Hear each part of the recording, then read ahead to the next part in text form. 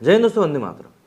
कल देर शाम को एक खबर ब्रेक हुई कि एक बार फिर से भारत और चीन के सिपाहियों के बीच में लड़ाई हुई है। लड़ाई में करीब 600 सैनिक चीन के शामिल होने की बात निकलकर सामने आई। उनको खदेड़ भी दिया गया।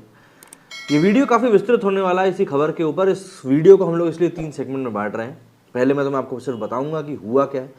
दूसरे में हम ये जानने की कोशिश करेंगे कि अरुणाचल प्रदेश के तवांग में ऐसा क्या है कि चीन उसके ऊपर अपनी नज़रें गड़ाए पूरे टाइम बैठा रहता है और गलवान जैसी गलती को दोहराने की दोबारा उसने हिमाकत भी कर दी।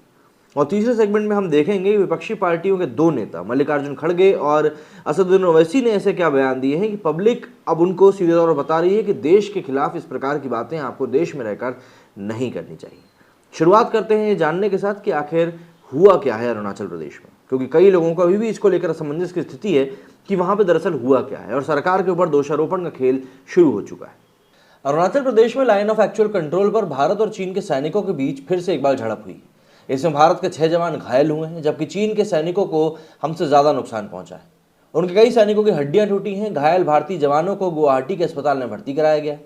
9 दिसंबर को 600 चीनी सैनिक तवांग के यंगस्टे में 17,000 फीट की ऊंचाई पर भारतीय पोस्ट को हटाने के लिए घुसपैठ की कोशिश कर रहे थे। वे कटीली लाठी डंडे और इलेक्ट्रिक बेटन से लैस थे। भारतीय सेना भी इस बार पूरी तरह तैयार बैठी थी। हमारी सेना ने भी कटीले लाठी डंडों से उनका जवाब दिया, जिसमें दर्जनों चीनी सैनिकों की हड्डियां टूटी। भारत के जवाबी हमले के बाद फ्लैग मीटिंग हुई और मामला शांत हुआ। विवाद वाली जगह से फिलहाल दोनों देशों की सेनाएं हट चुकी। इससे पहले 1975 में तवांग में विवाद हुआ था। तब भारत के 4 सैनिक शहीद हुए थे। इस क्षेत्र में दोनों सेनाएं कुछ हिस्सों पर अपना अपना दावा ठोकती आई। 2006 से विवाद जारी है। इससे पहले 15 जून 2020 को लद्दाख के गलवान घाटी में दोनों सेनाओं के बीच झड़प में 20 भारतीय सैनिक शहीद हुए थे, जबकि चीन के करीब 38 सैनिक मारे गए थे। हालांकि चीन की पीपल्स लिबरेशन आर्मी ने 4 सैनिक मारे जाने की ही बात कबूली थी, लेकिन कई सारी रिपोर्ट्स में बात यही निकलकर सामने आई कि भाई यहां पर कुछ और ही माजरा था। दोनों देशों के बीच मिलिट्री लेवल पर एक समझौता है। इसके तहत दोनों देशों के सैनिक एक तय दायरे में फायरिंग आर्म्स यानी राइफल या फिर किसी ऐसे ही हथियार का इस्तेमाल नहीं करेंगे। अमूमन दोनों देशों के सैनिक एक दूसरे को हाथों से ही पीछे धकेलते हैं। गलवान झड़प में चीनी सैनिकों ने कांटेदार डंडों का इस्तेमाल किया था। इसके बाद भारतीय सैनिकों ने भी इसी तरह के इलेक्ट्रिक बेटन और कांटेदार डंडों का इस्तेमाल शुरू कर दिया। लिहाजा इस बार चीन को मुंहतोड़ जवाब मिला। अरुणाचल के तवांग में भारत चीन के सामने सामने होने पर अरुणाचल ईस्ट से भाजपा सांसद तपीर गांव ने कहा कि बॉर्डर से हमारे सैनिक 1 इंच भी नहीं हटेंगे। अगर चीनी सैनिक बॉर्डर के अंदर घुसने की कोशिश करते हैं तो हम उनको सबक सिखाएंगे। हम बॉर्डर पर मार नहीं खाएंगे बल्कि मुंहतोड़ जवाब देंगे। पिछले साल इसी क्षेत्र में 200 चीनी सैनिकों ने घुसपैठ की कोशिश करी थी, तब भी भारतीय सैनिकों ने इसे नाकाम कर दिया था। तब पेट्रोलिंग के दौरान सीमा विवाद को लेकर दोनों देशों के सैनिक आमने सामने आ गए थे और कुछ घंटों तक ये सिलसिला चला था। हालांकि इसमें भारतीय जवानों का कोई नुकसान नहीं हुआ था और प्रोटोकॉल के मुताबिक बातचीत से विवाद को सुलझा लिया गया था। दरअसल केंद्र सरकार चीन के मंसूबों को स्थायी तौर पर काउंटर करने के लिए पूर्वोत्तर में 40,000 करोड़ की लागत से फ्रंटियर हाईवे बनाने जा रहा है। करीब 2000 किलोमीटर लंबा ये हाईवे अरुणाचल प्रदेश की लाइफलाइन और चीन के सामने भारत की स्थायी ग्राउंड पोजीशन लाइन भी साबित करेगा। सामरिक महत्व की बात करें तो ये भारत तिब्बत के बीच खींची गई सीमा रेखा मैकमोहन लाइन से होकर गुजरेगा। अंग्रेजों के विदेश सचिव हेनरी मैकमोहन ने इसे सीमा के तौर पर पेश किया था और भारत इसे ही असली सीमा मानता है, जबकि चीन इसे खारिज करता है। इस हाईवे का निर्माण सीमा सड़क संगठन मतलब कि BRO और नेशनल हाईवे अथॉरिटी मिलकर करेंगे। सेना लॉजिस्टिक सपोर्ट देगा। फ्रंटियर हाईवे तवांग के बाद ईस्ट कामेंग, वेस्ट सियांग, देसाली, दोंग और हवाई के बाद म्यांमार तक ये जाएगा। अब अगर हम लोग इस पूरे मामले के इतिहास के ऊपर नजर डालें तो देखिए ये कोई पहली बार नहीं है। जैसा कि हम लोग अभी जान चुके हैं कि तवांग में चीनी सैनिकों ने घुसपैठ करी। दरअसल पूरे अरुणाचल पर ही चीन दावा ठोकता रहा है। वो इसे दक्षिणी तिब्बत का हिस्सा बताता है। सबसे ज्यादा उसकी नज़र तवांग और ताज़ा संघर्ष की जगह यांगसे पर रहती। इन इलाकों पर चीन लगातार कब्जे की कोशिश करता रहा है। 62 की जंग में चीन की सेना तवांग तक पहुंचने की कोशिशों में थी, लेकिन भारतीय सेना के जवानों ने उसकी ये मंशा पूरी नहीं होने दी थी, जिसके बाद युद्ध विराम घोषित कर दिया गया था और चीन की सेना वापस लौट गई थी। पिछले कुछ सालों में उसने अरुणाचल में LAC के पार तमाम हाईवे, सेना की पोस्ट, हेलीपैड और पक्के रिहायशी मकान भी बना डाले। इन मकानों में चीन के नागरिक और सेना के जवान रहते हैं। इसी वजह से मोदी सरकार ने भी अपनी सेना की सुविधा के लिए अरुणाचल से लगे पूर्वी लद्दाख तक इंफ्रास्ट्रक्चर का जाल बिछा दिया है। तमाम प्रोजेक्ट्स पूरे हो चुके हैं और साल 2026 तक बाकी प्रोजेक्ट्स को पूरा करने की डेडलाइन तय कर दी गई। जिस यांगसे में भारत और चीन के बीच ताज़ा संघर्ष हुआ है वो तवांग से करीब 35 किलोमीटर पूर्वोत्तर में। ये रणनीतिक नजरिए से भारत के लिए काफी अहम है। यहाँ भारत की सैन्य पोस्ट भी है। वहाँ यांगसे पर चीन इसीलिए काबिज होना चाहता है क्योंकि उसे अरुणाचल में LAC पर नजर रखने में सुविधा होगी। और तिब्बत के दक्षिणी इलाकों तक उसकी आवाजाही भी आसान हो जाएगी। साथ ही अगर लड़ाई हुई, युद्ध हुआ, तो भारत के खिलाफ ऊंचे इलाके से हमला बोलना भी उसके लिए आसान हो जाएगा। 62 की जंग के दौरान भी ऊंचाई वाले इलाकों की वजह से चीन के सैनिकों को काफ़ी सहूलियत हुई थी, जबकि साजो सामान पहुंचाने में भारतीय सेना ने तमाम कठिनाइयों का सामना किया था। चीन दरअसल पहले भी अरुणाचल प्रदेश में घुसपैठ करने की तमाम कोशिशें कर चुका है। पिछले साल की जैसे हम लोगों ने बात करी तो अक्टूबर 2021 में भी चीन के सैनिक अरुणाचल में आ गए थे। इसके अलावा एक बात और निकल कर ये सामने आई थी कि अरुणाचल को लेकर चीन की साजिश इतनी गहरी है, इस बात से समझ सकते हैं कि उसने 30 दिसंबर 2021 को नया नक्शा जारी किया था, जिसमें अरुणाचल के 15 जगहों के नाम बदल दिए गए थे।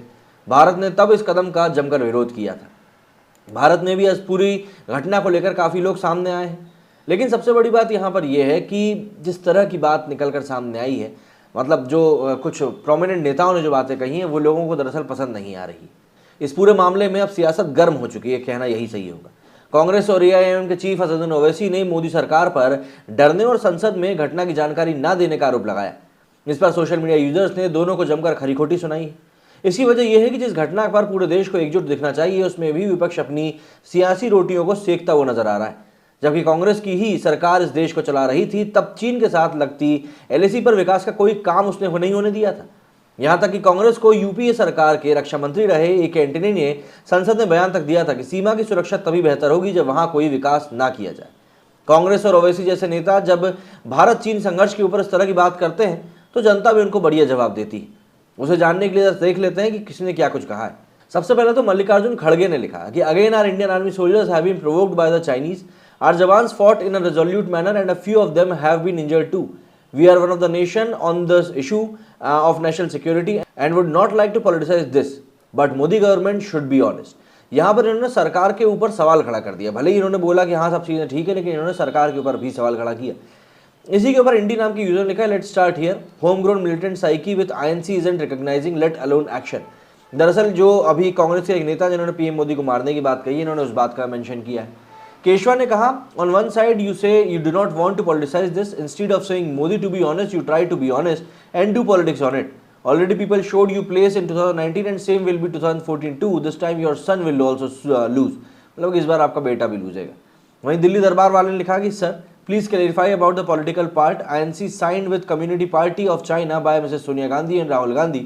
People of India will certainly question honesty of Modi government, but those who are questioning Modi ji must come out clean about INC's secret pact first.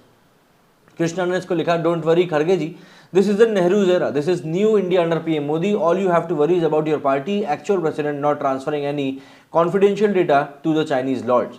इसके अलावा अगर हम और आगे बढ़ें तो असदुद्दीन ओवैसी ने इसको लेकर कहा है कि China is not allowing us to patrol, there is clashes but Modi government is silent. Clashes happened on December 9 but we came to know about it on December 12 despite a functioning parliament. It's a weak political leadership of PM Modi, he is scared to take the name of China.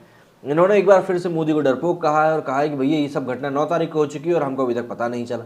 इसके ऊपर lieutenant general AK Chaudhary ने लिखा है कि such statements are completely misleading and politically motivated, action taken by the Indian army is appropriate and as per border management policy.